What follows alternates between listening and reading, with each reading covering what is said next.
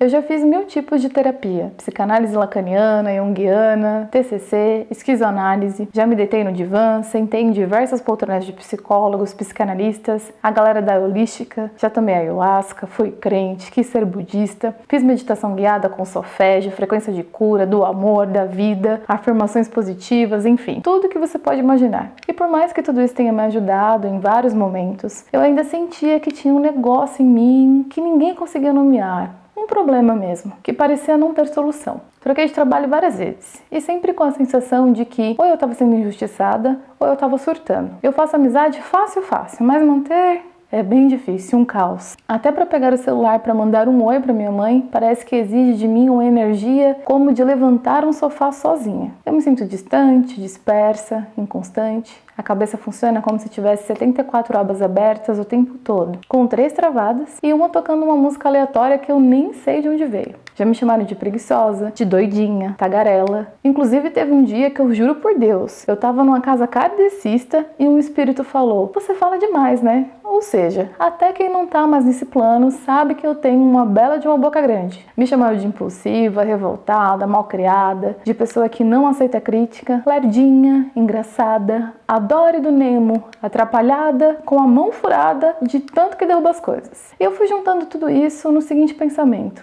eu sou errada, tenho algum defeito, um erro de fábrica mesmo. E tudo isso, claro, me causou tristeza, distanciamento das pessoas, medo de crítica, apagamento, apatia. Até que um dia eu, esgotada, em mais uma sessão de terapia, contei uma situação constrangedora que vivi no trabalho, mais uma. E a terapeuta virou e disse: "Olha, pessoas com TDAH geralmente têm dificuldade de filtrar o que falam. Talvez valha uma investigação." A mulher alugou um triplex na minha cabeça. Só que falamos sobre isso só em uma sessão, o que me deixou insatisfeita e bastante ansiosa, pensando: tá, mas a história da investigação do TDAH, e aí? Enquanto isso, o triplex construindo ainda mais cômodos na minha mente inquieta. Até um dia que eu levei um belo de um vácuo dela, e depois um outro. E aí, lógico, eu me irritei. Afinal de contas, o mais importante que havia surgido nas sessões e poderia me esclarecer muitas coisas sobre os piores momentos da minha vida, não tinha mais sido abordado. E justamente nos dias dos vácuos, eu estava precisando muito,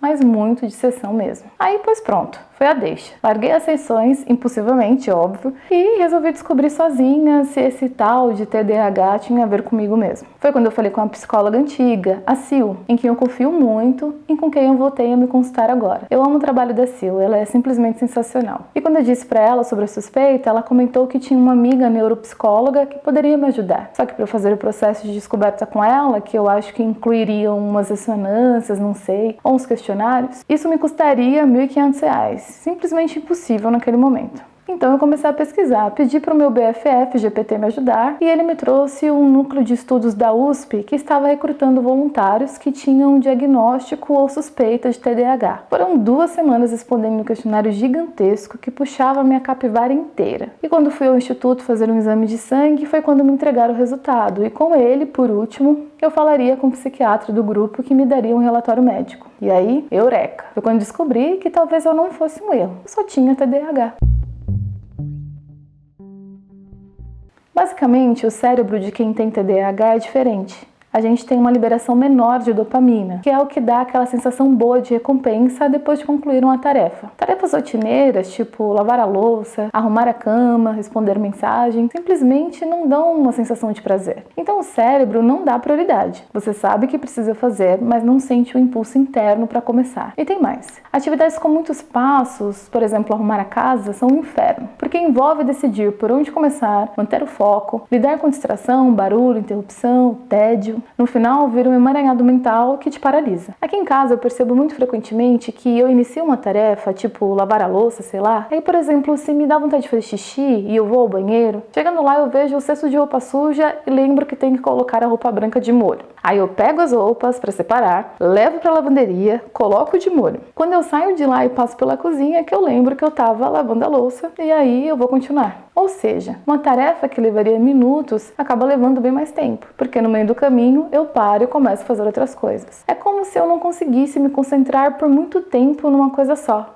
E no fim fica aquela frustração e sensação de que você não termina nada. Mas não é verdade, você até termina. Só que como interrompe no meio do caminho para fazer outra coisa, que geralmente você pode fazer depois, você tem a sensação que não concluiu aquilo que tinha iniciado. Mesmo que faça ainda no mesmo dia. Isso porque você para e retoma depois, ao invés de fazer de uma vez só. Pessoas com TDAH têm uma baixa tolerância ao tédio. Quase como se o cérebro entrasse em modo de economia de energia quando não vê o estímulo. É como se algo dentro da gente gritasse: isso aqui tá chato, inútil, não serve pra nada, vaza, vaza. E pronto, a mente já pulou pra outra coisa. Tarefas repetidas, burocráticas ou que não fazem sentido imediato viram um tormento. E não é questão de não gostar, é quase físico. Um desconforto real, que pode até gerar angústia ou raiva. Tipo quando você precisa fazer uma planilha, mas parece que está sendo torturada. Só que ao mesmo tempo você consegue passar horas mergulhado em algo que te interessa sem nem perceber o tempo passar.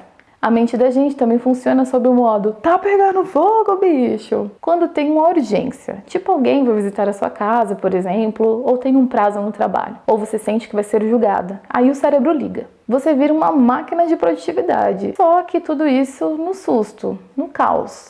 E isso tudo não é preguiça, também não é depressão. No TDAH, a pessoa quer fazer, mas não consegue iniciar ou manter. Na depressão, a pessoa não tem o desejo de fazer nada, nem o que ela gostava antes. Ela não vê sentido em nada. TDAH é uma apatia seletiva. Você consegue fazer o que gosta, o que te estimula, mas trava no tédio. Depressão é apatia generalizada. Tudo parece cinza, inútil, pesado. Outra coisa, a oscilação entre hiperfoco e total desinteresse é muito típica do TDAH. O problema não é de esforço ou caráter, é que o cérebro literalmente busca estímulo o tempo todo, como se precisasse de uma dose constante de novidade para funcionar. Ter TDAH é conviver com a sensação angustiante de achar que você é um adulto fracassado, irresponsável, que não dá conta. Você passa a vida toda, se não tiver um tratamento adequado, achando que tem algo de errado com você, de fato. As comparações com os outros, a impressão de que todo mundo consegue fazer tudo, menos você, é adoecedora. Começa a vir junto com o TDAH, sem diagnóstico, as comorbidades como depressão, ansiedade. Tudo isso causado pela sensação de culpa constante, de desejo de se isolar, se esconder.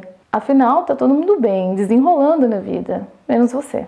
Para mim, a descoberta do TDAH, embora recente, foi um marco bastante importante. Eu sinto que mesmo com tantas perdas no passado, erros cometidos, sentimento de inferioridade e perda de propósito, com tratamento adequado é possível ter uma vida funcional. Sair dessa sensação de estar perdido, sabe, solto no mundo, sem saber para onde ir, e entender que não há nada de errado comigo. Eu só tenho um funcionamento cerebral diferente. Saber sobre isso é aliviador.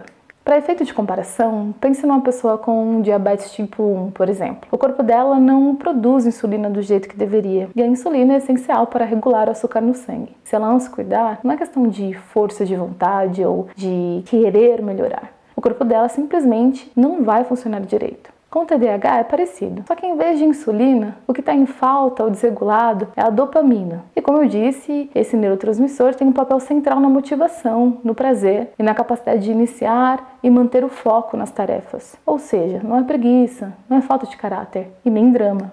É um cérebro que funciona de outro jeito. Ele precisa de estratégias, de adaptações, às vezes até de medicação. Isso para conseguir operar bem no mundo que não é feito para ele. Ignorar isso e dizer, é só ter disciplina, é como dizer para o diabético, é só você querer que seu pâncreas funcione. Agora eu estou no processo de aceitação, de entender o que é meu jeito de ser e o que é sintoma, de buscar estratégias para lidar com isso e também ter um olhar mais gentil comigo mesma, porque o diagnóstico não é sentença, e sim mapa. E se você também é uma pessoa com TDAH, comenta aqui sua experiência, conta como descobriu, como foi buscar o tratamento, as dificuldades que já passou. É importante a gente criar uma rede de apoio. A gente passa a vida toda achando que tem algo de errado com a gente. E quando começa a se informar e se reconhecer em outras histórias, entende que o problema nunca foi ser assim, mas tentar se encaixar no mundo que não foi feito pensando em cérebros como o nosso. Se você gostou desse vídeo, dê o seu like, compartilha com as pessoas que você acha que pode ajudar e eu te espero aqui para a próxima reflexão.